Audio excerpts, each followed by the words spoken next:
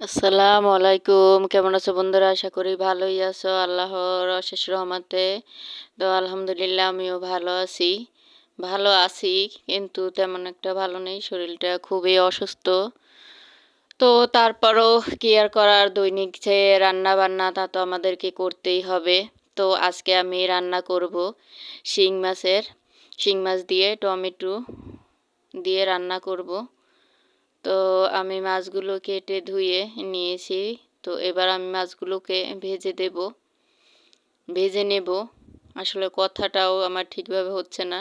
সবকিছু এলোমেলো হয়ে যাচ্ছে। তো আমি এখন বড়ই ক্লান্ত। আমি ভিডিও ছেড়েছিলাম যেটা, তো সেটাই ছিল না কমেন্টের জায়গা। তারপরেও আমি খেয়াল করিনি।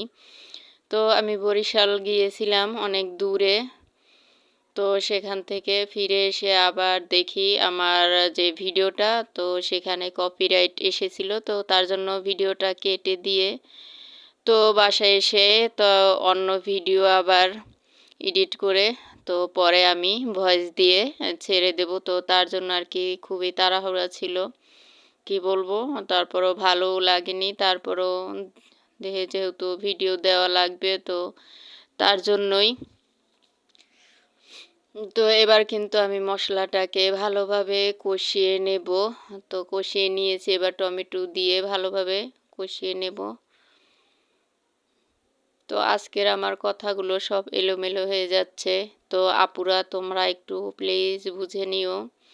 তো তোমরা তো আমার চাইতেও খুবই ভালো রান্না বান্না করতে জানো বা ভয়েস দিতে জানো। আমার মিষ্টি মিষ্টি আপুরা অনেক সুন্দর সুন্দর ভয়েস দেয় বা রান্না বান্না করে সবই। তো আমিও একটু চেষ্টা করছি। তো আমার পুরাতন এবং নতুন আপুদেরকে জানাই আমার অনেক অনেক ভালোবাসা। আর যারা আমার চ্যানেলে নতুন অবশ্যই তারা মনে করে সাবস্ক্রাইব করে দিও প্লিজ, তোমাদের যদি ভালো লাগে। আর মনে করে একটা লাইক দিও। কেন জানি না বেশিরভাগই তোমার দেখা যায় লাইকের চাইতে কমেন্টের পাল্লা অনেকটাই ভারী থাকে। তো এরকমটা করো না। আমরা কিন্তু সবাই একসাথে এগিয়ে যাব। তো সেই চেষ্টাটাই করব। তো অনেক আপুরা জানি না কারা করে, নাকি অন্য কোনো কিছুর ষড়যন্ত্র আছে কিনা তাও তো আমরা জানি না। আমরা শুধু হয়তো একে অপরকেই দোষ দেই। আসলে কে যে দোষী তা তো আর আমরা জানি না। তো এই তো দেখো আমার রান্নাটা। তো এবার কিন্তু আমার মাছ রান্না শেষের দিকে। তো দেখো কত সুন্দর দেখাচ্ছে।